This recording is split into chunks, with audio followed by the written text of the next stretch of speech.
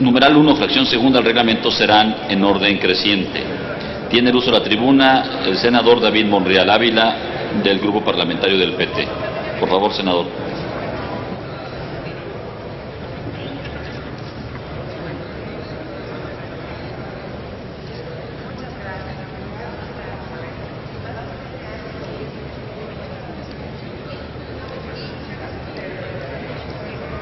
Con el permiso, presidente, yo quisiera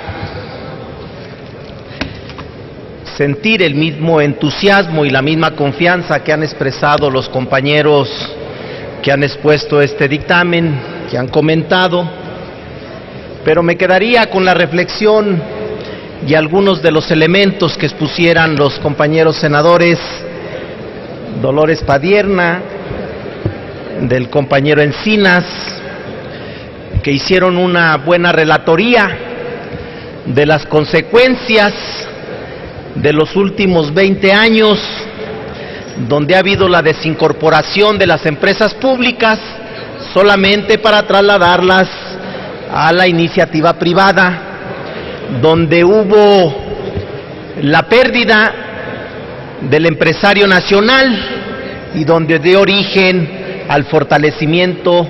de una gran cantidad de monopolios que ellos ya dieron cuenta. Y solamente quisiera recordarles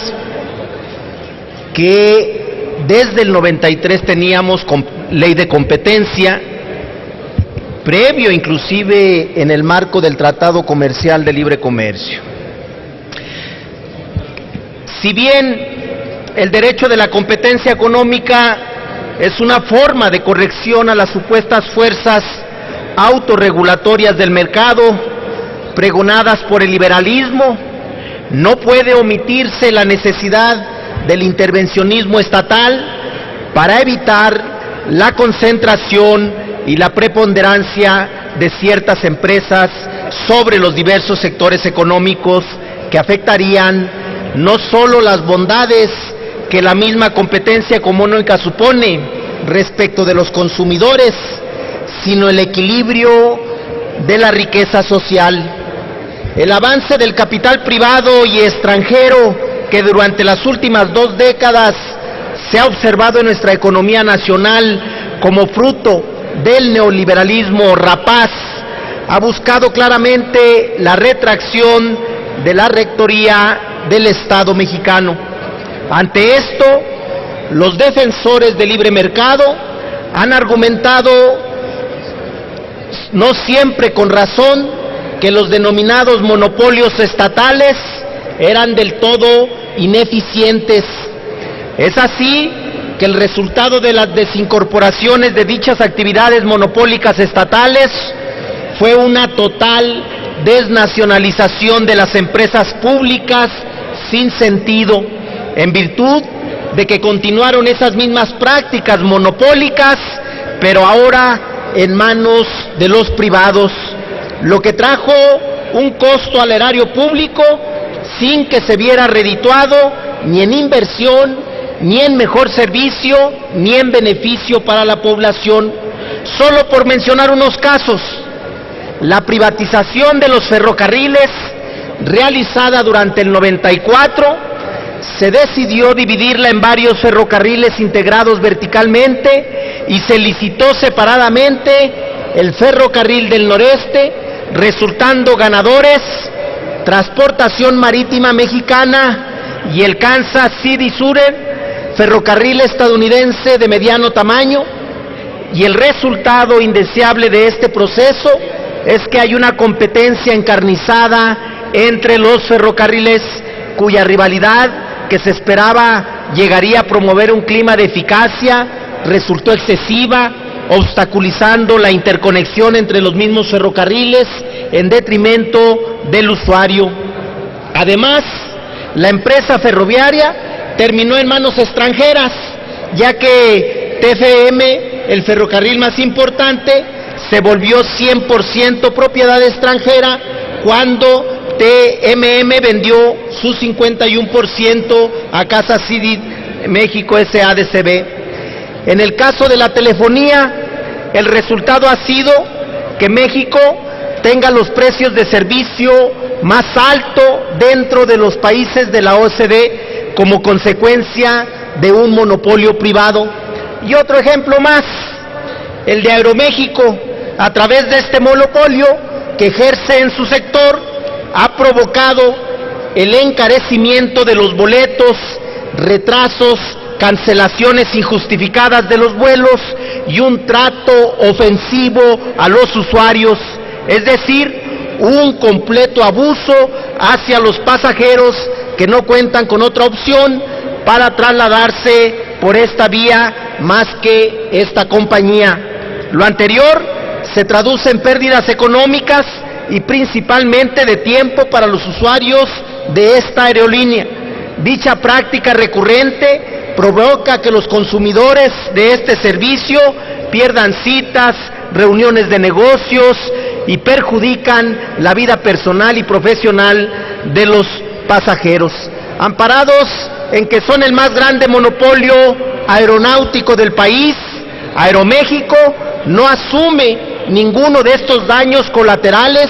y mucho menos envía una justificación de sus actos, por lo que se ve claramente reflejada la deshonestidad, falta de profesionalismo y ética y el abuso de poder que ejerce esta compañía. Los constantes atropellos a los derechos de los usuarios se deben, por un lado, a la impunidad y a la ausencia de autoridad en materia de competencia, que efectivamente acabe con este monopolio, y por otro lado, a que la Procuración de Justicia del Consumidor detenga las arbitrariedades de Aeroméxico, así como el constante aumento de precios en los boletos de pasaje y cancelación. En virtud de casos como estos, no es casualidad que, de acuerdo a informes nacionales e internacionales, México se encuentre en los niveles más bajos de competitividad. Tal es el caso del Índice Anuario de Competitividad Global del 2013, que posicionó a México en el lugar 32 entre las primeras 59 economías del mundo. Ahora bien, la Ley de Competencia Económico que hoy estamos discutiendo y vamos a votar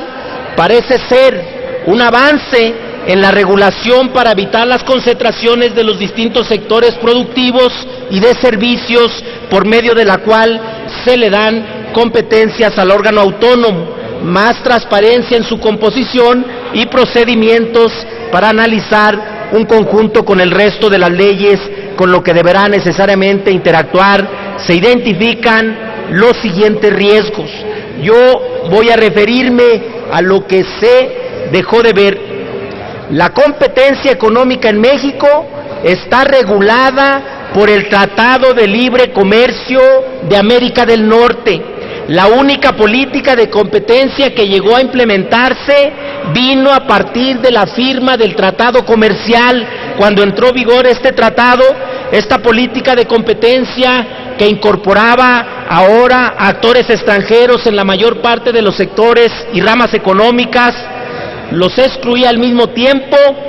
de otros que no lograron entrar dentro de la negociación del tratado, como lo fue el petróleo y la generación de la distribución de energía eléctrica debido a la restricción constitucional que existía, así como a otros sectores que por dominancia y complicidad con el gobierno se obstaculizó su entrada como el sector de medios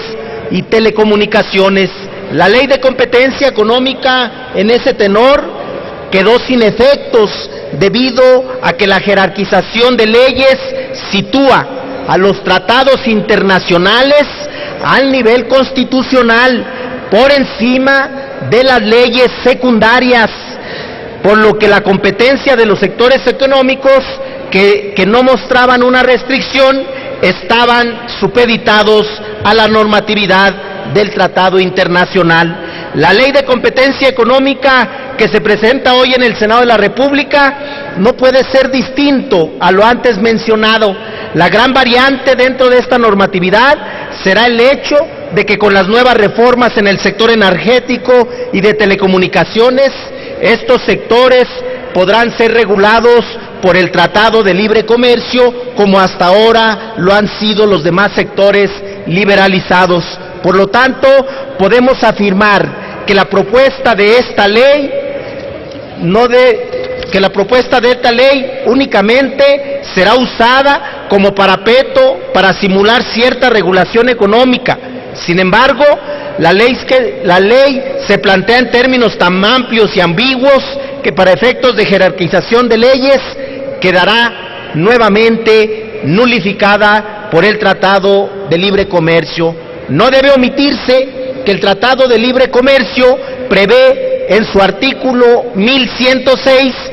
la cláusula de requisitos de desempeño mediante la cual limita a los gobiernos a obligar a los inversionistas extranjeros a restringir exportaciones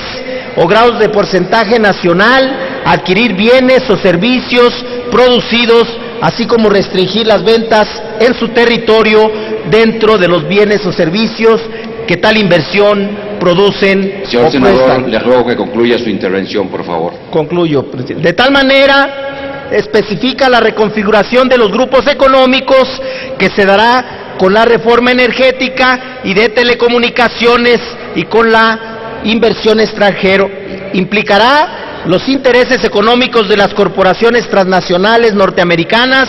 entren de lleno a controlar de manera conjunta, no separada por cuestiones estratégicas, a estos sectores. Otro punto relevante es la ambigüedad de los conceptos estipulados en la ley.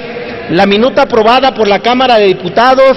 en las comisiones del Senado de la República no precisan los términos exactos bajo los cuales conciben la competencia económica, hecho que da oportunidad para que la Comisión Federal de Competencia Económica estipule de manera arbitraria quiénes son los actores con prácticas o estructuras monopólicas, pudiendo dejar al lado puntos importantes como el tipo de mercado, la estructura bajo la cual se desarrolla el mercado o el tipo de bien o servicio que produce. Aunado a ello, la ambigüedad en conceptos como insumos estratégicos, actor preponderante, barreras, concentración, reincidencia y disolución, crea un vacío legal para que los agentes económicos que sean considerados como tal puedan tener salidas para no cumplir con las resoluciones dispuestas por la COFECE. La ley tendría que establecer reglas claras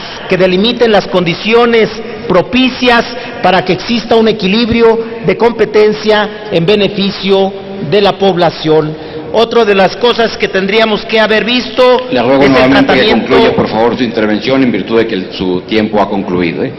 Es el tratamiento fiscal desigual de los agentes económicos. Yo quisiera, como muchos, pensar que en efecto esta nueva ley de competencia traerá beneficios a los mexicanos, pero no sé si tendremos que esperar otros 20 años o más, porque así fue el Tratado de Libre Comercio, así fue la nueva ley laboral, así fue la nueva ley educativa y así fue la nueva ley hacendaria. Por eso el grupo parlamentario en esta ley de competencia, su voto será en contra. Gracias. Gracias, senador David Monreal Ávila. A continuación, para fijar el posicionamiento